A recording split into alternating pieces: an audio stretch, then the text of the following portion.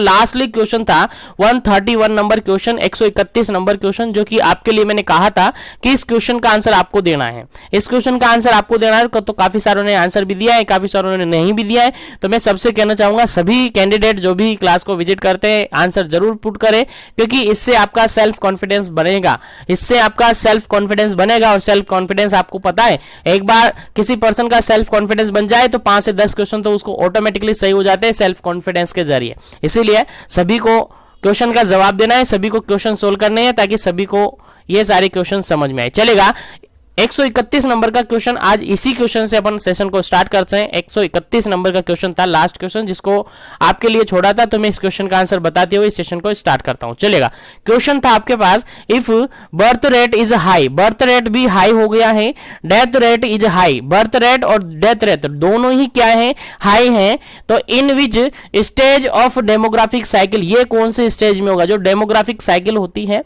अभी डिस्कस करेंगे complete demographic cycle के अंदर कि डेमोग्राफिक साइकिल के अंदर क्या क्या कंडीशंस होती हैं और क्या क्या कंडीशन किसको इंडिकेट करती हैं, कैसी कैसी कंडीशंस हो सकती हैं और कौन सी स्टेज में कौन सा एरिया आता है, वो अपन पूरा डिस्कस करेंगे। डोंट वरी, सस्पेंस के साथ बने रहेगा, क्लास को कंटिन्यूअस कंसंट्रेशन के साथ बने रहेगा।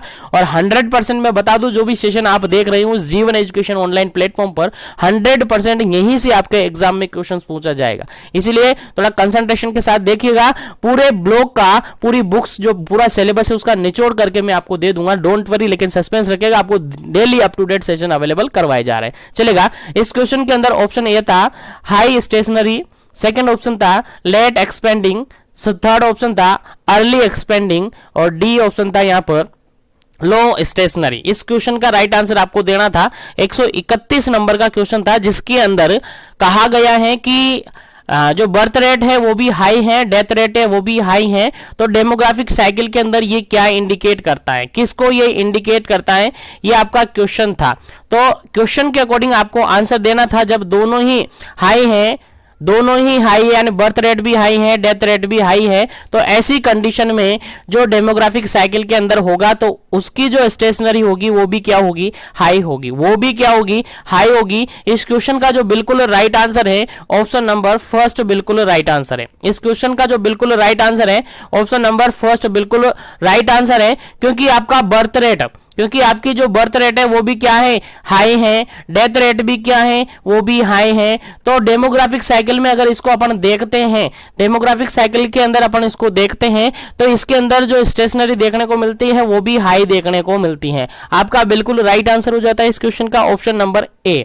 ऑप्शन नंबर ए बिल्कुल राइट आंसर हो जाता है। और जिन्होंने भी आंसर दिया है वो अपना आंसर देख लीजिएगा, आपने क्या आंसर दिया था और क्या इसका करेक्ट आंसर है। जिसका सही है उसको खुद पर विश्वास रखना है, और जिसका गलत है वो थोड़ा सा याद रखेगा, थोड़ा सा समझिएगा, थोड़ा सा अपने आप को मजबूत कीजिएगा और अपनी तैयारी को मजबूत कीजिएगा, क्योंकि टाइमिंग कम है अपने पास, इसीलिए सब चीजें आपको याद होनी चाहिए। क्वेश्चन कहीं से भी कैसे भी बन सकता है, क्योंकि आरएचएस के अंदर, स्पेशली राजस्थान सीएचओएस की बात करूं तो आरएचएस के अंदर सबसे पहली बार एग्जाम बनेगा, पहली बार एग्जाम बनेगा तो कैसा भी पैटर्न हो सकता है। किसी को पैटर्न पता नहीं है कि आरएचएस किस पैटर्न को फॉलो करेगा। अगर इग्नू का होता तो हमें पैटर्न पता है, लेकिन आरएचएस का है तो आरएचएस का क्या पैटर्न रहेगा, कैसे क्वेश्चन उठाएगा, कहां से क्वेश्चन उठाएगा, किसी को पता नहीं है। इसीलिए मैं पूरी कोशिश करूंगा कि उसके पैटर्न के अकॉर्डिंग आपको सिलेबस अवेलेबल करवाऊं। उसके लिए बीपीसीसीएचएन के रिगार्डिंग मैं टेस्ट सीरीज अवेलेबल करवा रखी है, उसको ज्वाइन कर लीजिएगा। वहां पर आपको क्वेश्चंस देखने को मिलेंगे, उसी तरीके से आपको क्वेश्चन पैटर्न बीपीसीसीएचएन का जो राजस्थान सीएचओ के अंदर है उनको देखने को मिलेगा। चलेगा, नेक्स्ट क्वेश्चन की अपन बात करते हैं, लेकिन उससे पहले अपन डेमोग्राफिक साइकिल को एक बार क्विक रिव्यू कर लेते हैं और उस पर नजर घुमा लेते हैं कि डेमोग्राफिक साइकिल के अंदर क्या होता है। चलेगा, डेमोग्राफिक साइकिल के अंदर अपन देख लेते हैं कि कौन कौन सी स्टेज कहां पर कैसे कैसे होती है। तो सबसे फर्स्ट वन कंडीशन आप देखिएगा, यहां पर सबसे फर्स्ट वन कंडीशन आप देखिएगा, समझने की पूरी कोशिश करना, क्योंकि यहां पर आपको याद रह गया है, समझ में आ गया, तो इससे रिगार्डेड जो भी क्वेश्चन बनेगा आपका बिल्कुल करेक्ट आंसर रहेगा। चलेगा, सबसे पहली बात देखते हैं, यहां सबसे पहली स्टेशनरी स्टेज देखते हैं अपन। पहली स्टेज यहां पर देखिएगा जिसके अंदर हाई स्टेशनरी है। क्या है, हाई स्टेशनरी है, और हाई स्टेशनरी के अंदर देखिएगा क्या आंसर होगा। देखिएगा हाई स्टेशनरी के अंदर आप देखिएगा आंसर क्या होगा, बर्थ रेट क्या रहेगी, डेथ रेट क्या होगी। देखिएगा बर्थ रेट यहाँ पर स्टेशनरी का नाम है यानी स्टेज का नाम है हाई स्टेशनरी, क्या है, हाई स्टेशनरी। और यहाँ पर देखिएगा बर्थ रेट कैसी है, हाई है, बर्थ रेट भी हाई है और डेथ रेट देखिएगा तो डेथ रेट भी क्या है, हाई है। तो अगर बर्थ रेट भी हाई है यानी जो बर्थ हो रही है, बर्थ की रेट है वो भी हाई है और डेथ रेट भी हाई है, यानी जितने बच्चे पैदा हो रहे हैं उतने मर भी रहे हैं, तब भी क्या होगा, यहां पर उनका स्टेशनरी रहेगा लेकिन हाई स्टेशनरी रहेगा। क्योंकि देखिएगा स्टेशनरी तो रहेगा, स्टेशनरी ऐसे कि बर्थ रेट भी बढ़ रहा है और डेथ रेट भी बढ़ रहा है, इसलिए स्टेशनरी यहां पर रहेगा, लेकिन हाई रहेगा क्योंकि यहां पर दोनों ही क्या है, हाई है। और ऐसी कंडीशन में आपकी जो पॉपुलेशन एक्सप्लोजन की बात अगर अपन करें, पॉपुलेशन ग्रोथ की बात करें तो वो भी इंक्रीज देखने को मिलेगी। और ये कंडीशन जनरली देखने को मिलती है इंडिया के अंदर। और इंडिया के अंदर कब टाइमिंग दिया हुआ है, यहां पर 1920 के पहले की बात है, 1920 के 1920 के पहले की बात है, जब इंडिया के अंदर हाई स्टेशनरी स्टेज देखने को मिलती है, हाई स्टेशनरी स्टेज देखने को मिलती है, जिसके अंदर हाई बर्थ रेट होती है और डेथ रेट भी क्या होती है, हाई मिलती है, जिसके कारण से पॉपुलेशन एक्सप्लोजन कंटिन्यूअसली इंक्रीज होता है।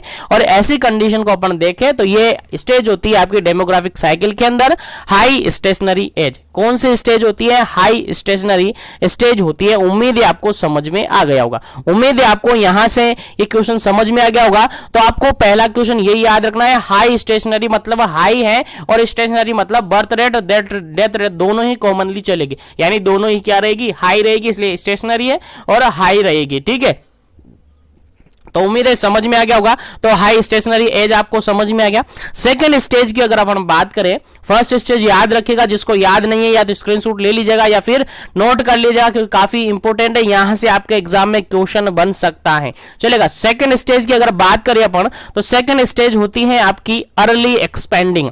क्या होती है, अर्ली एक्सपेंडिंग सेकंड स्टेज आपकी होती है, जिसके अंदर अगर अपन बर्थ रेट की बात करें तो हाई देखने को मिलती है, बर्थ रेट की अगर बात करें तो हाई देखने को मिलती है, लेकिन डेथ रेट की अगर बात करें तो यह डिक्लाइन देखने को मिलती है। क्या सी देखने को मिलती है, डिक्लाइन देखने को मिलती है। यानी सोच लीजिएगा आप, बर्थ रेट कैसी है, हाई, पैदा ज्यादा हो रहे हैं लेकिन मर कम रहे हैं, पैदा ज्यादा हो रहे हैं लेकिन मर कम रहे हैं, तो पॉपुलेशन एक्सप्लोज होगी या फिर कम होगी, पॉपुलेशन बिल्कुल इंक्रीज होगी सर, क्योंकि बर्थ रेट ज्यादा है तो पॉपुलेशन क्या होगी, इंक्रीज होगी। जनरली एग्जांपल की बात करें तो अफगानिस्तान के अंदर देखी गई है, बाकी रिसेंटली अभी जो डाटा है वो थोड़ा थोड़ा चेंजेस हो रहा है। ठीक है, ये पुराना डाटा है, पुराने डाटे के अकॉर्डिंग है, अभी थोड़ा थोड़ा चेंजेस देखने को मिल सकता है। ठीक है, तो याद रखिएगा यहां पर अर्ली एक्सपेंडिंग की बात की जाए तो आपको 2 पॉइंट याद रखना है, बर्थ रेट तो हाई रहेगी, डेथ रेट क्या रहेगी, डिक्लाइन रहेगी। अर्ली एक्सपेंडिंग के अंदर बर्थ रेट हाई रहेगी, डेथ रेट कैसी रहेगी, डिक्लाइन देखने को मिलेगी। याद रखिएगा डिक्लाइन देखने को मिलेगी, दोनों अलग अलग है, यहां पर birth rate high, death rate decline देखने को मिलेगी। तो ऐसी कंडीशन होगी, ऐसी स्टेज होगी आपकी अर्ली एक्सपेंडिंग, अर्ली एक्सपेंडिंग। याद रखिएगा थर्ड स्टेज की अगर बात करें अपन तो आई थिंक सेकंड स्टेज तक आपको याद रहेगा। और थर्ड स्टेज की अगर अपन बात करें तो थर्ड स्टेज यहां पर होती है, देखिएगा थर्ड स्टेज यहां पर होती है लेट एक्सपेंडिंग। कैसी होती है, लेट एक्सपेंडिंग। और यहां पर लेट एक्सपेंडिंग से क्या मतलब है, देखिएगा लेट मतलब कि यहां पर बर्थ रेट और डेथ रेट दोनों ही क्या है, डिक्लाइन होगी, बर्थ रेट और डेथ रेट दोनों ही डिक्लाइन होगी। अब बर्थ रेट भी डिक्लाइन हो रही है, डेथ रेट भी डिक्लाइन हो रही है, तो भी पॉपुलेशन बढ़ रहा है, तो भी पॉपुलेशन बढ़ रहा है। कैसे बढ़ रहा है सर ये बताइएगा, पॉपुलेशन इंक्रीज कैसे हो रहा है, ऐसे हो रहा है। देखिएगा बर्थ रेट डिक्लाइन है यानी बर्थ हो रहे हैं लेकिन ऐसे इतने रेट में नहीं हो रहे, डेथ रेट भी तो नहीं हो रही है ना, बर्थ रेट नहीं हो रही है, इसका मतलब ये नहीं है क्या बर्थ नहीं हो रहे तो क्या पॉपुलेशन बढ़ नहीं सकती। यहां पर डेथ भी तो नहीं हो रहे, और डेथ क्यों नहीं हो रहे, हो सकता है यहां पर इनके रिगार्डेड मैनेजमेंट किया जा रहा हो, मेडिकल एडवांसमेंट होने लगा हो, उसके कारण से नहीं हो रहा होगा, इसलिए यहां पर इंक्रीज देखने को मिली है। और इंडिया को इसी के अंदर शामिल किया जाता है, इंडिया को इसी के अंदर शामिल किया गया है। और 8% भी, आई थिंक 8% भी आप देखें तो यही आपका स्टेज होती है डेमोग्राफिक साइकिल के अंदर इंडिया के। इसके अंदर क्या होती है, आपकी बर्थ रेट डिक्लाइन मिल रही है और डेथ रेट भी डिक्लाइन मिल रही है, लेकिन कुछ कंडीशन पे अगर अपन देखें, अगर बिल्कुल एग्जैक्ट डाटा अपन देखें तो जो बर्थ रेट है जितना हो रहा है उतना ही आपका डेथ रेट हो रहा है, लगभग ये मान के चलेगा अप्रोक्सीमेटली, फिर भी पॉपुलेशन इंक्रीज हो रही है। आप सबको पता है इंडिया को इसी के अंदर शामिल किया गया है और आपके एग्जाम में क्वेश्चन भी पूछा जा सकता है कि इंडिया को प्रेजेंट टाइमिंग में किस डेमोग्राफिक साइकिल के स्टेज के अंदर रखा गया है। आपका डायरेक्ट आंसर जाएगा सर लेट एक्सपेंडिंग स्टेज के अंदर रखा जाता है। कहां रखा जाता है, लेट एक्सपेंडिंग स्टेज के अंदर रखा जाता है, क्योंकि यहां पर बर्थ रेट भी डिक्लाइन होती है, डेथ रेट भी डिक्लाइन हो रही है और ऐसी कंडीशन में यहां पर इंडिया को रखा गया है, क्योंकि यहां पर फिर भी पॉपुलेशन बढ़ रही है, डेथ रेट और बर्थ रेट दोनों डिक्लाइन होने के बाद भी पॉपुलेशन बढ़ रही है, तो ऐसी स्टेज होती है that is late expanding stage. I think समझ में आ गया होगा, लेट एक्सपेंडिंग स्टेज के बारे में आपको अच्छी तरीके से समझ में आ गया होगा। चलिएगा आगे बढ़ते हैं अपन नेक्स्ट स्टेज पर, और नेक्स्ट स्टेज है आपकी फोर्थ नंबर स्टेज। और फोर्थ नंबर स्टेज क्या कहती है, देखिएगा फोर्थ नंबर स्टेज है that is low stationary stage. Low stationary stage, इसके अंदर क्या होता है देखिएगा, यहां पर बर्थ रेट भी क्या होती है, लो रहती है, बर्थ रेट भी लो रहती है और डेथ रेट भी लो रहती है। तो ऐसी कंडीशन में जो पॉपुलेशन की जो ग्रोथ है वो नेचुरल चलती है और इसके अंदर जनरली यूएस को, डेनमार्क को, स्वीडन को, इनको रखा गया है। बाकी यहां से क्वेश्चन नहीं पूछा जाएगा, क्वेश्चन पूछा जाएगा तो आपकी इंडिया से पूछा जाएगा, बाकी इधर से क्वेश्चन नहीं पूछा जाएगा, ठीक है। तो यहां पर केवल इतना याद रखिएगा, अगर बर्थ रेट और डेथ रेट दोनों लो हो जाती है तो उसको लो स्टेशनरी एज कहेंगे, लो स्टेशनरी एज या स्टेज कहेंगे, ठीक है, याद रखिएगा। पहली बात तो मैं बता दूं, अगर आपको याद नहीं रहे तो अगर बर्थ रेट और डेथ रेट दोनों सिमिलर हैं, जैसे कि हाई है, दोनों अगर हाई हैं तो स्टेशनरी वर्ड आ गया, दोनों लो है तो स्टेशनरी वर्ड आ गया। तो यहां पर देख लीजिएगा, दोनों हाई है तो स्टेशनरी होगी और दोनों हाई है इसलिए हाई स्टेशनरी होगी, दोनों लो है इसलिए स्टेशनरी होगी और दोनों लो है इसलिए लो स्टेशनरी अपन कहेंगे। जनरली ऐसे आप याद रख लीजिएगा, आपको डरने की बिल्कुल भी जरूरत नहीं है, आपको घबराने की जरूरत नहीं है, बिल्कुल इजीली आपको समझ में आ जाएगा, ठीक है। उसके बाद अगर अपन बात करें नेक्स्ट स्टेज की, नेक्स्ट स्टेज मतलब फिफ्थ स्टेज की बात अगर अपन करें तो फिफ्थ स्टेज में आप देखिएगा, फिफ्थ स्टेज होती है आपकी डिक्लाइन स्टेज, जो कि एग्जाम में काफी कम पूछी जाती है। डिक्लाइन स्टेज जिसके अंदर बर्थ रेट तो लो रहता है और डेथ रेट डिक्लाइन रहती है, ऐसी कंडीशन में डिक्लाइन ही होती है, जो पॉपुलेशन होती है वो डिक्लाइन यानी डिक्रीज ही होती है, क्योंकि बर्थ रेट तो ऑलरेडी कम है लेकिन डेथ रेट तो लो से भी काफी कम है, लो से भी डिक्लाइन देख रहे हैं, यानी लो मतलब यहां पर लो है, ठीक है, लो है लेकिन डिक्लाइन है, देखने को कम मिल रही है, लेकिन कंपैरिजन इसके ज्यादा यहां पर अपन हो रही है, इसलिए डिक्रीज यहां पर होती है। इसलिए इसका क्वेश्चन कंप्लीटली नहीं पूछा जाता है बार बार। अगर एग्जाम में अपन रिपीटेशन की बात करें तो बेसिकली 4 स्टेज से रिगार्डेड आपके एग्जाम में क्वेश्चन रिपीट होते हैं, 4 स्टेज से रिगार्डेड क्वेश्चन एग्जाम में रिपीट होते हैं, जिसके अंदर भी मोस्ट ऑफ दी एग्जाम में क्वेश्चन रिपीट होता है आपका अर्ली एक्सपेंडिंग। तो याद रखेगा, अर्ली एक्सपेंडिंग के अंदर आपको याद रखना है बर्थ रेट हाई रहेगी, बर्थ रेट क्या रहेगी, हाई रहेगी। अगर बर्थ रेट डिक्लाइन रहेगी तो लेट एक्सपेंडिंग होगा, बर्थ रेट हाई रहेगी तो अर्ली एक्सपेंडिंग होगा। अब कैसे भी आप याद करें, बट याद रखें, मैंने बता दिया याद कैसे करना है, याद ऐसे करना है, एक बार फिर से मैं बता देता हूं, फिर आगे बढ़ेंगे, अपन सेशन को कंटिन्यू करेंगे। चलेगा, याद ऐसे रखना है कि अगर बर्थ रेट और डेथ रेट दोनों सेम है, दोनों सेम है और बर्थ रेट डेथ रेट दोनों सेम है तो आपका वर्ड आ जाएगा स्टेशनरी।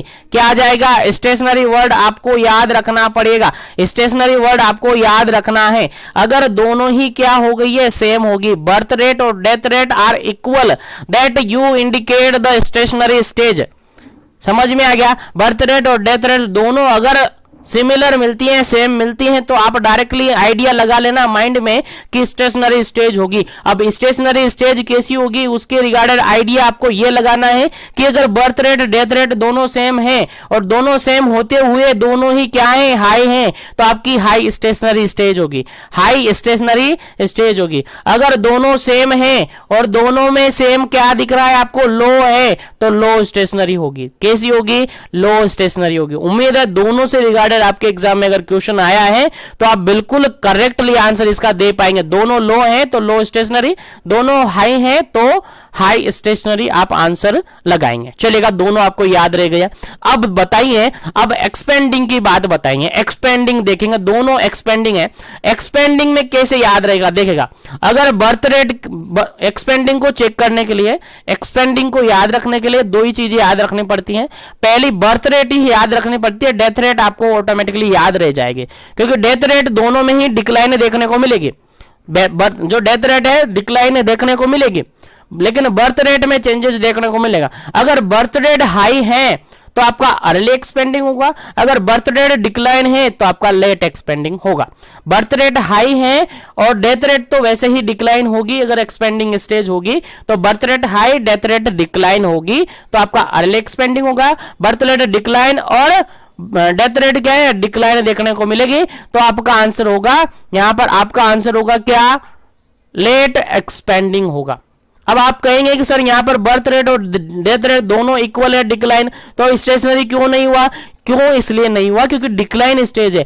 दोनों कंडीशन पर आपको याद रखना है, हाई और लो, दोनों ही कंडीशन पर आप सेम इक्वलिटी रख सकते हैं स्टेशनरी स्टेज को, क्योंकि डिक्लाइन में स्टेशनरी स्टेज नहीं होती हैं, इतना याद रखेगा। तो दोनों अगर डिक्लाइन देखने को मिल रही है तो लेट एक्सपेंडिंग होगा, ठीक है, और अगर हाई देखने को मिल रही है तो आपका अर्ली एक्सपेंडिंग होगा। उम्मीद है यहां तक जो डेमोग्राफिक साइकिल मैंने बताया है वो आपको समझ में आ गया होगा, और उम्मीद करता हूं अच्छे से याद भी रह जाएगा, और उम्मीद करता हूं अगर इससे रिगार्डेड कोई भी क्वेश्चन आपके एग्जाम में पूछा जाएगा तो 100% आप बिल्कुल करेक्टली इसका आंसर दे पाएंगे। इसी उम्मीद के साथ मैं आगे बढ़ता हूं और आज के सेशन को आगे बढ़ाते हैं और नेक्स्ट क्वेश्चन के बारे में डिस्कस करते हैं। नेक्स्ट क्वेश्चन है आपका काफी इंपॉर्टेंट क्वेश्चन है, देखिएगा 132 नंबर क्वेश्चन है, और 132 नंबर क्वेश्चन कहता क्या है, देखिएगा, समझिएगा, काफी इंपॉर्टेंट है। The important source of vital statics in India, India के अंदर इंपॉर्टेंट सोर्स किसको माना गया है? Vital statics. वाइटल स्टैटिक्स जानते हो ना, वाइटल स्टैटिक्स आप काफी अच्छी तरीके से जानते होंगे कि काफी इंपॉर्टेंट है वाइटल स्टैटिक्स। तो वाइटल स्टैटिक्स के रिगार्डेड इंडिया की स्पेशली बात करें तो इंडिया के अंदर सबसे इंपॉर्टेंट सोर्स कौन सा है, कौन से इंपॉर्टेंट सोर्स इंडिया के अंदर अवेलेबल है? पहला ऑप्शन यहां पर है पॉपुलेशन सेंसस, जो पॉपुलेशन की जनगणना होती है वो। सेकंड ऑप्शन है civil registration system. Third option है सैंपल रजिस्ट्रेशन सिस्टम, और फोर्थ है यहां पर ऑल ऑफ दी अबव। चलेगा, आंसर आपको देना है 2 सेकंड आपके पास है, फिर इसका करेक्ट आंसर आपको बताया जाएगा, देन अपन आगे बढ़ेंगे। क्वेश्चन सीधा सा है, समझ में आ गया होगा। The important source of vital statics in India, India के अंदर जो वाइटल स्टैटिक्स है उसका इंपोर्टेंट सोर्स किसको माना गया है? जल्दी से आपको आंसर देना है, फिर आगे बढ़ेंगे। चलेगा, इस क्वेश्चन का जो बिल्कुल राइट आंसर है that is option number D, बिल्कुल राइट आंसर है, क्योंकि इंडिया की स्पेशली अगर बात करें तो इंडिया के अंदर जो पॉपुलेशन सेंसस होते हैं, जनगणना जो होती है, वो भी इंपॉर्टेंट सोर्स माना जाता है वाइटल स्टैटिक्स का। उसमें भी सब कुछ अवेलेबल होता है, उसमें आपको IMR क्या है, MMR क्या है, सब कुछ उसमें नोट किया जाता है, सब कुछ डाटा उसके अंदर अवेलेबल होता है। उसके अलावा जो आपकी सिविल रजिस्ट्रेशन सिस्टम है, सिविल रजिस्ट्रेशन सिस्टम बेसिकली जो रजिस्ट्रेशन किए जाते हैं, death rate, birth registration, death registration जो रजिस्ट्रेशन करवाए जाते हैं वो, तो ये भी इंपॉर्टेंस है। उसके अलावा सैंपल रजिस्ट्रेशन, ये भी इंपॉर्टेंट है। तो बेसिकली अगर बात करें तो तीनों ऑप्शन यहां पर करेक्ट है, तीनों ही वाइटल स्टैटिक्स के रिगार्डेड इंपॉर्टेंट सोर्स माने जाते हैं इंडिया के अंदर। इसीलिए इस क्वेश्चन का जो बिल्कुल करेक्ट आंसर होगा that is option number D, बिल्कुल करेक्ट आंसर होगा। ऑप्शन नंबर डी बिल्कुल करेक्ट आंसर होगा, क्योंकि तीनों ही यहां पर क्या है, इंपॉर्टेंट सोर्स माने जाते हैं इंडिया के अंदर। चलेगा, आगे बढ़ते हैं नेक्स्ट क्वेश्चन के रिगार्डेड। नेक्स्ट क्वेश्चन आपके एग्जाम पॉइंट ऑफ व्यू से काफी इंपॉर्टेंट है, क्वेश्चन का आंसर दीजिएगा। चलिए क्वेश्चन पढ़ते हैं। क्वेश्चन है 133, 133 नंबर क्वेश्चन क्या कहता है? Sample registration system the survey will be conducting in every. Question यहां पर यह है कि जो सैंपल रजिस्ट्रेशन सिस्टम है, सैंपल रजिस्ट्रेशन सिस्टम है यानी SRS सैंपल रजिस्ट्रेशन सिस्टम है, उसका जो सर्वे कंडक्ट करवाया जाता है वो कब रिपीट होता है, यानी कितने समय बाद वो वापस से करवाया जाता है? तो पहला क्वेश्चन का आंसर होगा आपका, पहला क्वेश्चन का आंसर होगा 6 मंथ, सेकंड क्वेश्चन का आंसर होगा आपका 1 ईयर, पहला ऑप्शन है आपके पास 6 मंथ, सेकंड ऑप्शन है आपके पास 1 ईयर, थर्ड ऑप्शन है आपके पास 5 ईयर और फोर्थ ऑप्शन है आपके पास 3 मंथ। चलेगा, इस क्वेश्चन का राइट आंसर आपको देना है कि जो सैंपल रजिस्ट्रेशन सिस्टम होता है उसका जो सर्वे है कितने टाइम पीरियड के बाद रिपीट किया जाता है। जल्दी से आपको आंसर बताना है क्या इसका करेक्ट आंसर होगा, जल्दी से कीजिएगा।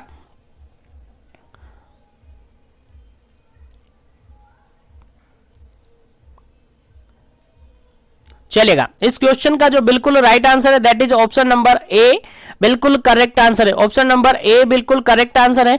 एवरी 6 मंथ में आपका सैंपल रजिस्ट्रेशन सिस्टम के अंदर जो सर्वे होता है वो कंडक्ट करवाया जाता है। एवरी 6 मंथ ये रिपीट करवाया जाता है। याद रखिएगा, हर 6 महीने के अंदर जो सैंपल रजिस्ट्रेशन सिस्टम है वो रिपीट करवाया जाता है। याद रखिएगा, भूलना नहीं है, काफी इंपोर्टेंट क्वेश्चन है आपके एग्जाम पॉइंट ऑफ व्यू से। चलेगा, आगे बढ़ते हैं नेक्स्ट क्वेश्चन पर। नेक्स्ट क्वेश्चन की बात करते हैं। नेक्स्ट क्वेश्चन आपके एग्जाम पॉइंट ऑफ व्यू से काफी इंपोर्टेंट है। चलेगा, क्वेश्चन 134 नंबर क्वेश्चन है। क्वेश्चन कहता है example for the nosocomial infection except. Except करके यहां पर पूछा है, यानी यहां पर फॉलोइंग ऑप्शन में से सभी ऑप्शन नोजोकोमियल इन्फेक्शन के एग्जाम्पल है, लेकिन एक ऐसा ऑप्शन है जो कि नोजोकोमियल इन्फेक्शन नहीं है। नोजोकोमियल का क्या नहीं है, इन्फेक्शन का एग्जाम्पल नहीं है। जल्दी से आपको आंसर देना है क्या इसका करेक्ट आंसर होगा, जल्दी से अपना आंसर पुट करना है। चलिएगा, क्या इसका करेक्ट आंसर होगा, जल्दी से आपको आंसर देना है क्या इसका करेक्ट आंसर होगा। पहला ऑप्शन है urinary tract infection, second option है irritable bowel syndrome, third option है हेपेटाइटिस बी, फोर्थ ऑप्शन है हेपेटाइटिस सी। ठीक है, क्वेश्चन समझ में आ गया। क्वेश्चन सिंपल सा ये है, urinary tract infection, second option है irritable bowel syndrome, third option है हेपेटाइटिस सी, फोर्थ ऑप्शन है हेपेटाइटिस बी। जल्दी से आपका आंसर देना है क्या इसका करेक्ट आंसर है। नोजोकोमियल इन्फेक्शन जो होता है आप सबको पता है, हॉस्पिटल एक्वायर्ड इन्फेक्शन इसको जनरली अपन कहते हैं। हॉस्पिटल में जाने से जनरली वहां पर जो इन्फेक्शन का कॉन्टेक्ट होता है उससे इन्फेक्शन हुआ है, तो ऐसे को क्या कहते हैं अपन, नोजोकोमियल इन्फेक्शन या हॉस्पिटल एक्वायर्ड इन्फेक्शन कहते हैं। लेकिन इन फोर्थ ऑप्शन में से जो 4 ऑप्शन है उनमें से एक ऐसा ऑप्शन है जो कि नोजोकोमियल इन्फेक्शन का एग्जाम्पल नहीं है, तो वो कौन सा नहीं है वो आपको आंसर देना है। फटाफट से आंसर दीजिएगा क्या इसका करेक्ट आंसर होगा। चलेगा, इस क्वेश्चन का अगर अपन बात करें तो एलिमिनेशन मेथड आप लगाकर इजीली सोल्व कर सकते हैं। देखा, यूटीआई यहां से हो सकता है, यूरिनरी ट्रैक्ट इन्फेक्शन यहां पर हो सकता है। अगर बात करें अपन हेपेटाइटिस बी और हेपेटाइटिस सी, ये दोनों भी नहीं होंगे, सॉरी दोनों भी यहां पर हो सकते हैं। दोनों ही क्या हो सकते हैं, हो सकते हैं। देखिएगा, नोजोकोमियल इन्फेक्शन की बात करें तो नोजोकोमियल इन्फेक्शन इससे होगा कि नहीं होगा, बिल्कुल। यूटीआई जो होता है यूरिनरी ट्रैक्ट इन्फेक्शन, ये इससे हो सकता है, बिल्कुल सही है। अगर हेपेटाइटिस बी हेपेटाइटिस सी की बात करें तो ये भी हो सकते हैं, क्योंकि ये भी जनरली हॉस्पिटल एक्वायर्ड इन्फेक्शन के अंदर माने जा सकते हैं। लेकिन जो इरिटेबल बाउल सिंड्रोम है ये नहीं होगा, ये नहीं होगा, क्योंकि इसको नोजोकोमियल इन्फेक्शन के एग्जाम्पल के रूप में नहीं माना जाएगा, क्योंकि ये इरिटेबल बाउल सिंड्रोम है। बिल्कुल करेक्ट आंसर इस क्वेश्चन का ऑप्शन नंबर बी, बिल्कुल राइट आंसर है। ऑप्शन नंबर बी बिल्कुल राइट आंसर है। ये यहां पर गलत ऑप्शन है, इसलिए राइट आंसर आपका क्या हो जाएगा, ऑप्शन नंबर बी। ये नोजोकोमियल इन्फेक्शन का एग्जाम्पल नहीं है। चलिएगा, आगे बढ़ते हैं नेक्स्ट क्वेश्चन पर। आगे बढ़ते हैं नेक्स्ट क्वेश्चन पर, लेकिन सेशन को लाइक और शेयर करते रहिएगा ताकि सभी तक क्वेश्चन पहुंचे। चलेगा, अब क्वेश्चन आ जाते हैं आपके जबरदस्त वाले। यहां से क्वेश्चन आपको याद रखने हैं, यहां से आपसे एग्जाम में क्वेश्चन 100% पूछा जाएगा और आपके एग्जाम में 100% 2 क्वेश्चन यहां से एग्जाम पर पूछा जाएगा। इस जो अभी क्वेश्चन अपन डिस्कस करेंगे उनमें से 2 question as it is exam में पूछे जाएंगे, तो थोड़ा सा ध्यान से समझिएगा, ध्यान से पढ़िएगा और अच्छी तरीके से क्वेश्चन का जवाब दीजिएगा। चलेगा, क्वेश्चन ये आपके पास 135 नंबर, और क्वेश्चन ये कहता है in hospital waste management plastic bag of which colour is not used.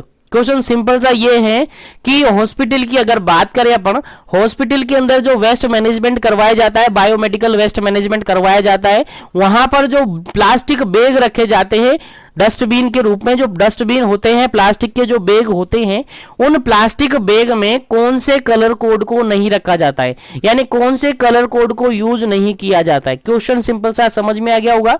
अब आंसर आपको देना है। पहला ऑप्शन वहां पर है येलो, सेकंड ऑप्शन यहां पर है ब्लू, थर्ड ऑप्शन यहां पर है ग्रीन, फोर्थ ऑप्शन यहां पर है रेड। चलिएगा बताइएगा कि कौन से कलर का कोड या कौन सा कलर यूज नहीं किया जाता है प्लास्टिक बैग के रूप में हॉस्पिटल जो वेस्ट मैनेजमेंट करवाया जाता है, यानी बायोमेडिकल वेस्ट मैनेजमेंट जो करते हैं, बीएमडब्ल्यू जो करते हैं, उसके अंदर किस कलर कोड को यूज नहीं किया जाता है।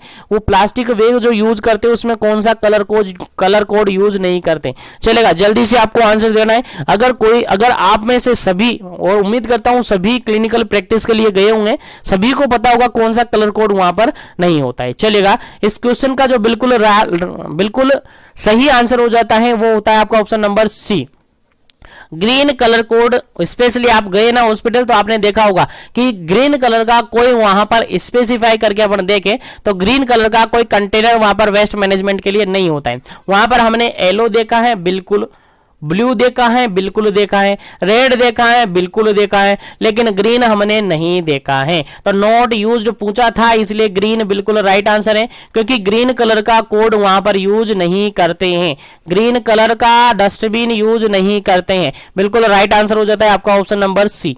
चलिएगा आगे बढ़ते हैं नेक्स्ट क्वेश्चन पर।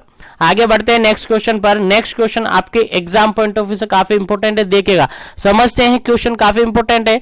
4 colour code for bag in biomedical waste. जो बायोमेडिकल वेस्ट मैनेजमेंट करते हैं, बीएमडब्ल्यू जो होता है, उसके अंदर कौन से 4 कलर कोड यूज किए जाते हैं, कौन से 4 कलर कोड काम में लिए जाते हैं। पहला ऑप्शन है, क्वेश्चन का आंसर बिल्कुल सही से देना है, समझ के देना है कौन सा सही होगा। चलिएगा, पहला ऑप्शन यहां पर देखिएगा yellow, red, green and blue. Second option यहां पर देखिएगा red, blue, white and black. Third option यहां पर देखिएगा yellow, red, blue and black. Fourth option यहां पर देखिएगा yellow, red, white and blue. चलिएगा, आपको आंसर देना है अब क्या इसका करेक्ट आंसर होगा। जल्दी से आपको आंसर देना है, क्या इसका करेक्ट आंसर होगा, जल्दी कीजिएगा।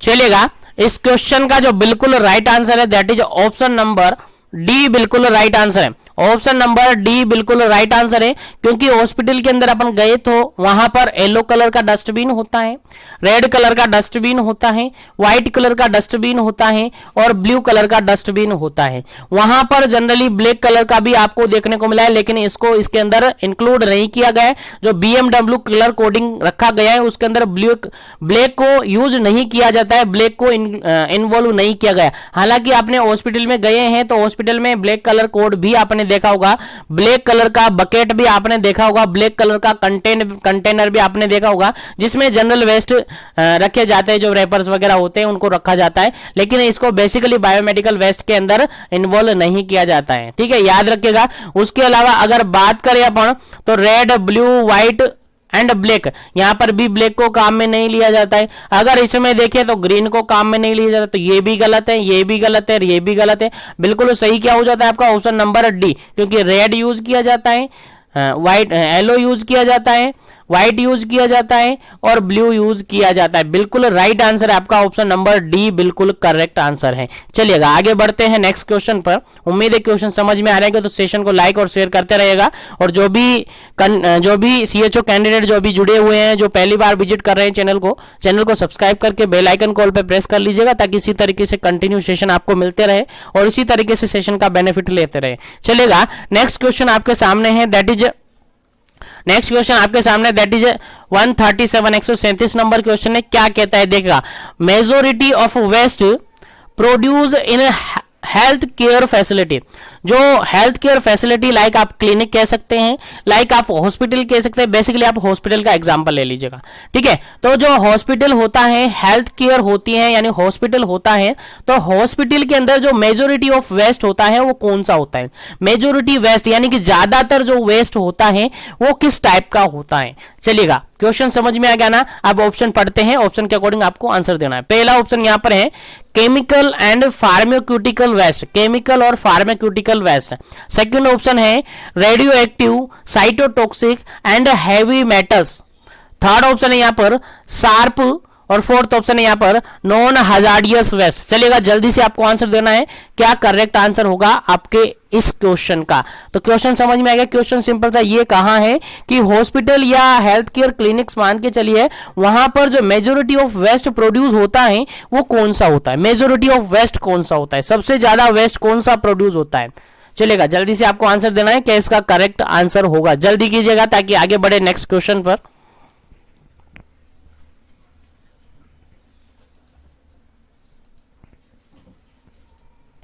चलिएगा, इस क्वेश्चन का जो बिल्कुल राइट आंसर है that is option number D, बिल्कुल राइट आंसर है।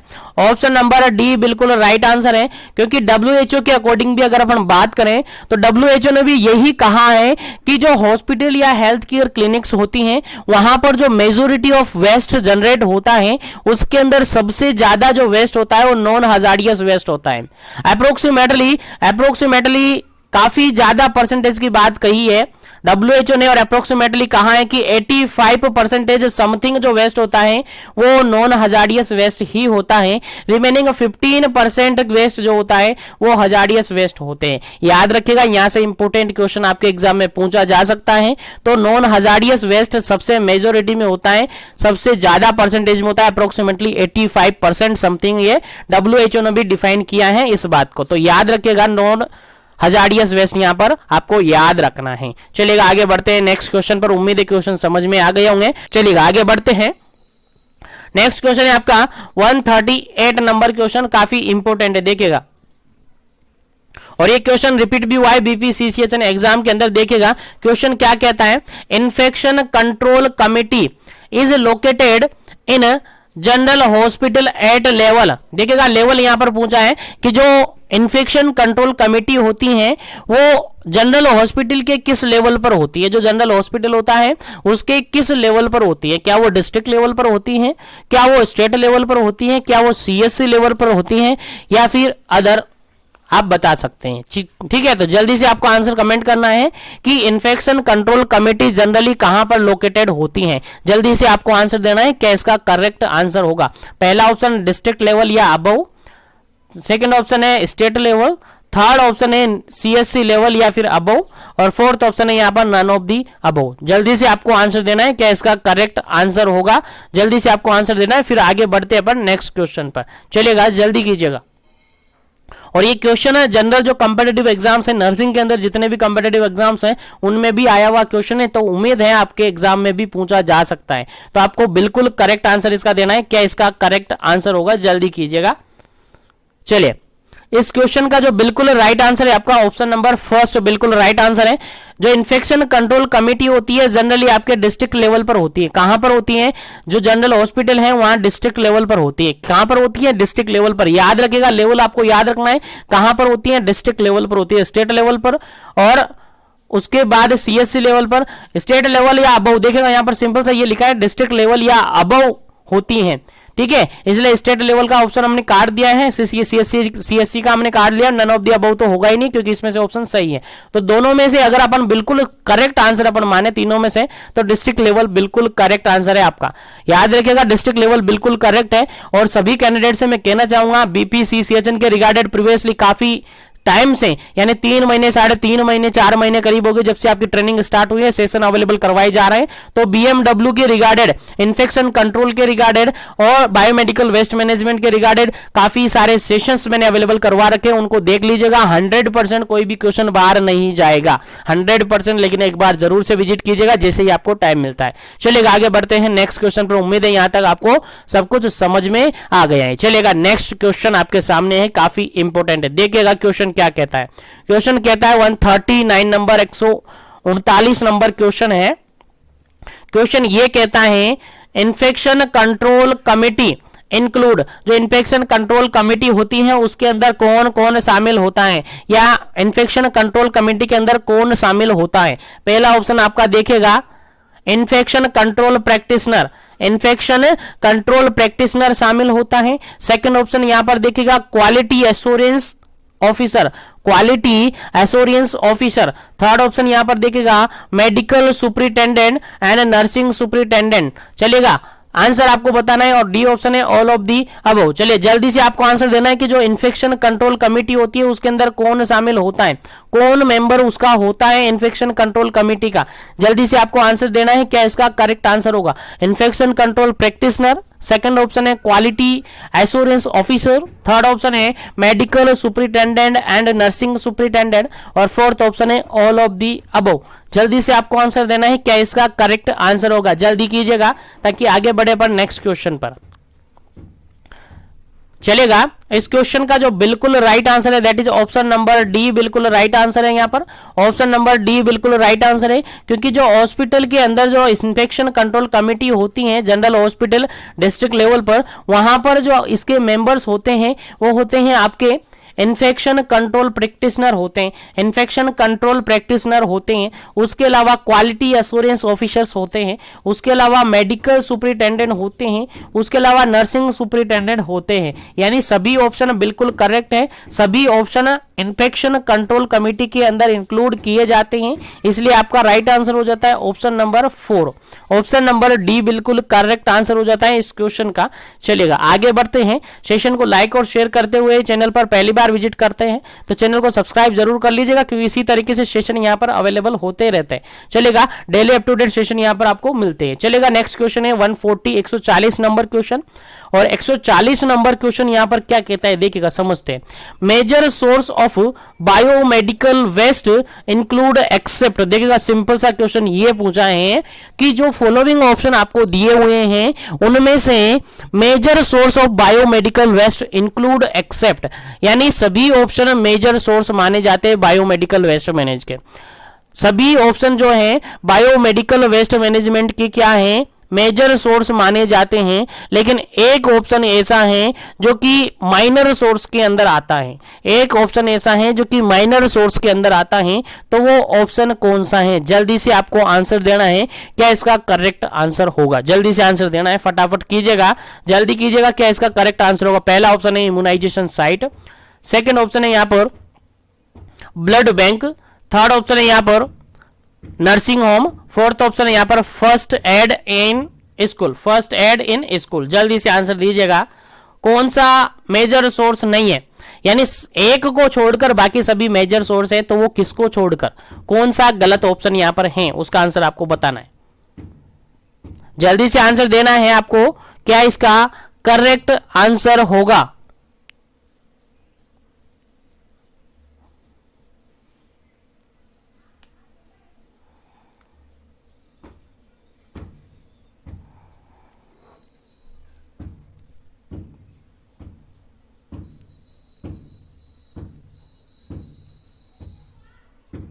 चलेगा, इस क्वेश्चन का जो बिल्कुल राइट आंसर है, इस क्वेश्चन का जो बिल्कुल राइट आंसर है that is option number D बिल्कुल राइट आंसर है, क्योंकि ये मेजर नहीं है, ये माइनर सोर्स के अंदर आता है। कौन से सोर्स के अंदर आता है, ये माइनर सोर्स के अंदर आता है। याद रखिएगा, इम्यूनाइजेशन साइट के अंदर अगर जो वेस्ट प्रोड्यूस होता है वो सोर्स कौन सा है, मेजर सोर्स है।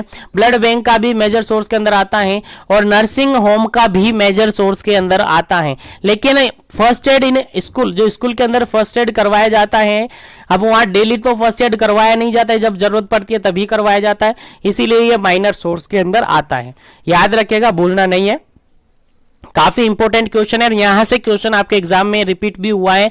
लास्टली जो इग्नू यूनिवर्सिटी ने एग्जाम करवाया है वहां पर ये क्वेश्चन आया हुआ है, इसलिए याद रखेगा, मेजर सोर्स पूछे या माइनर सोर्स पूछे दोनों ही आपको याद होनी चाहिए। अभी मैं एनालिस्ट करवा दूंगा कौन से मेजर है कौन से माइनर है, ठीक है। चलिएगा आगे बढ़ते हैं, इस क्वेश्चन का राइट आंसर आपका हो जाता है ऑप्शन नंबर डी, बिल्कुल करेक्ट आंसर हो जाता है। चलिएगा नेक्स्ट क्वेश्चन आपके सामने है। अब यहां पर देखिएगा क्वेश्चन मैंने चेंज करके क्या पूछा है, माइनर सोर्स यहां पर आपसे पूछा है।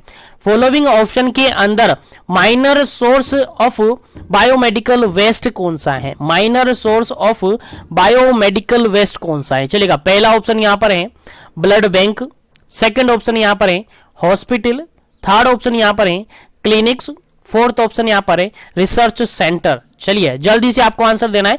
क्वेश्चन सिंपल सा ये पूछा है कि फॉलोइंग ऑप्शन में minor source of biomedical waste management, biomedical waste, जो बायोमेडिकल वेस्ट होता है उसके अंदर जो माइनर सोर्स है वो कौन सा है। माइनर सोर्स यानी माइनर सोर्स मतलब जहां पर जो वेस्ट है कम प्रोड्यूस होता है। मेजर माइनर से क्या समझते हो, ऐसे सोर्स जहां पर जो वेस्ट है ज्यादा अमाउंट में प्रोड्यूस होता है, और ऐसे सोर्स जहां पर कम अमाउंट में सोर्स वेस्ट प्रोड्यूस होता है। तो कम अमाउंट में कहां पर होता है वही माइनर सोर्स होगा, ज्यादा अमाउंट में जहां पर होगा वो मेजर सोर्स होगा। तो यहां पर ऑप्शन के अकॉर्डिंग आपको आंसर देना है कौन सा माइनर सोर्स माना जाता है बायोमेडिकल वेस्ट का। जल्दी से आपको आंसर कमेंट करना है क्या इस क्वेश्चन का करेक्ट आंसर होगा, फिर आगे बढ़ेंगे अपन नेक्स्ट क्वेश्चन पर। जल्दी कीजिएगा।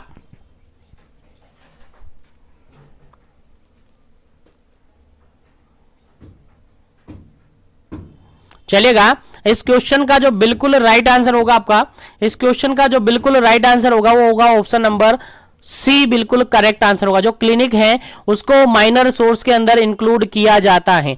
बाकी अगर ब्लड बैंक की बात करें, हॉस्पिटल की बात करें या फिर रिसर्च सेंटर की बात करें, ये तीनों ही क्या है, मेजर सोर्स हैं। तीनों ही क्या है, मेजर सोर्स हैं।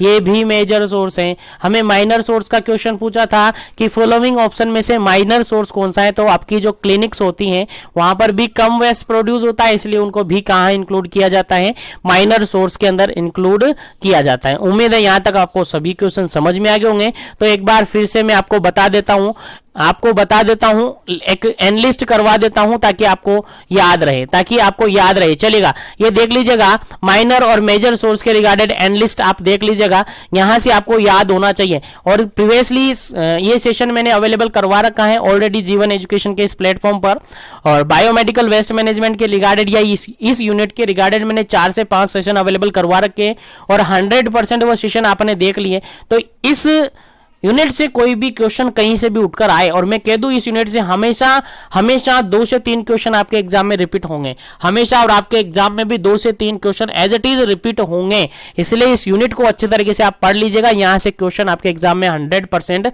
पूछा जाएगा। और जो बताया जा रहा है, जो पढ़ाया जा रहा है, उन्हीं में से क्वेश्चन पूछा जाएगा, बाहर से कोई क्वेश्चन नहीं पूछा जाएगा। इसलिए आप सबसे कम कहता हूं, मैं बार बार कहता हूं कि एक बार मॉड्यूल्स को उठा लीजिएगा, पढ़ लीजिएगा, नजरें घुमा लीजिएगा, चाहे समझ आए चाहे नहीं आए, चलेगा। देखिएगा यहां पर मेजर सोर्स और माइनर सोर्स से आप क्या समझ रहे हैं।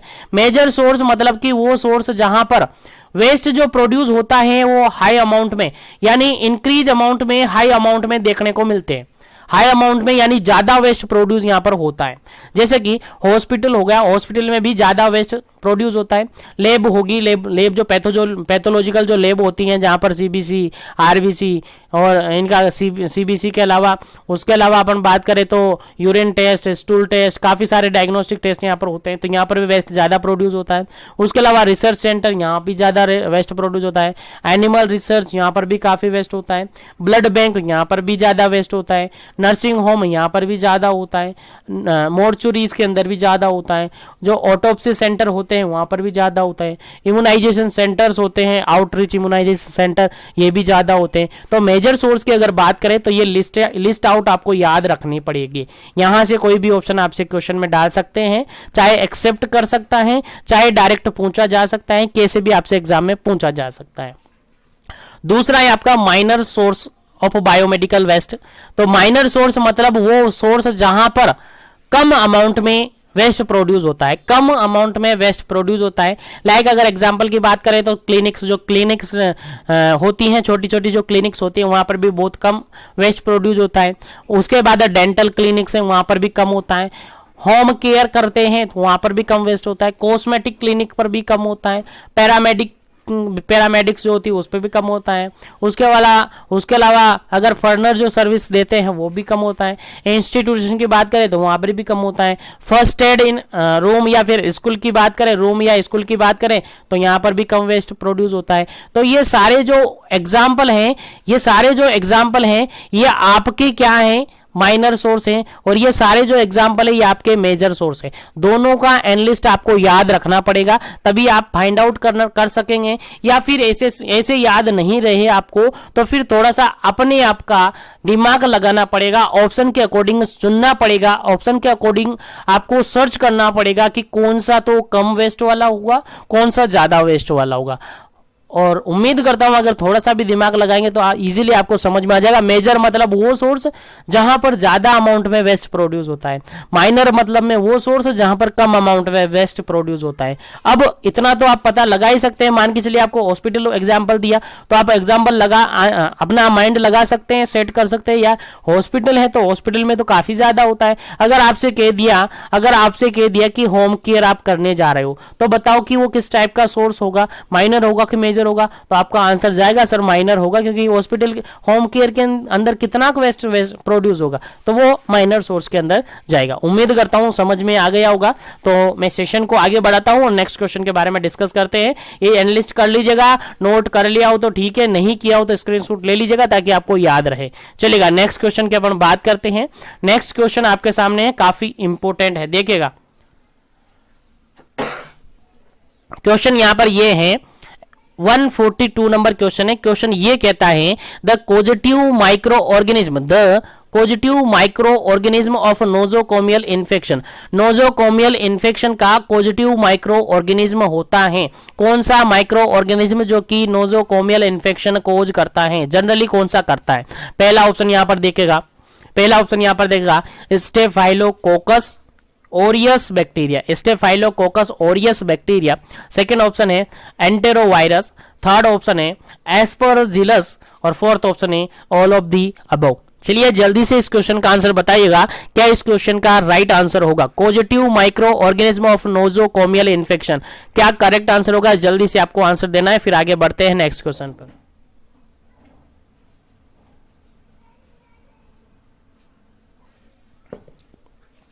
चलिएगा इस क्वेश्चन का जो बिल्कुल राइट आंसर होगा आपका ऑप्शन नंबर डी बिल्कुल राइट आंसर होगा। ऑप्शन नंबर डी बिल्कुल राइट आंसर होगा, क्योंकि नोजोकोमियल इन्फेक्शन है जिसको जनरली अपन हॉस्पिटल एक्वायर्ड इन्फेक्शन बोलते हैं। अब हॉस्पिटल में आप जाएंगे तो जरूरी थोड़ी है केवल स्टेफाइलोकोकस बैक्टीरिया ही आपके अंदर घुसेगा, जरूरी थोड़ी कोई एंटीरोवायरस ही घुसेगा, जरूरी थोड़ी है कि एस्परजिलस ही घुसेगा, कोई सा भी इन्फेक्शन कोज करवा सकता है। यानी सभी ऑप्शन यहाँ पर राइट है, सभी ऑप्शन यहाँ पर नोजोकोमियल इन्फेक्शन कोज करवा सकते हैं। तो बिल्कुल राइट आंसर आपका हो जाता है option number D, all of the above बिल्कुल करेक्ट आंसर है इस क्वेश्चन का।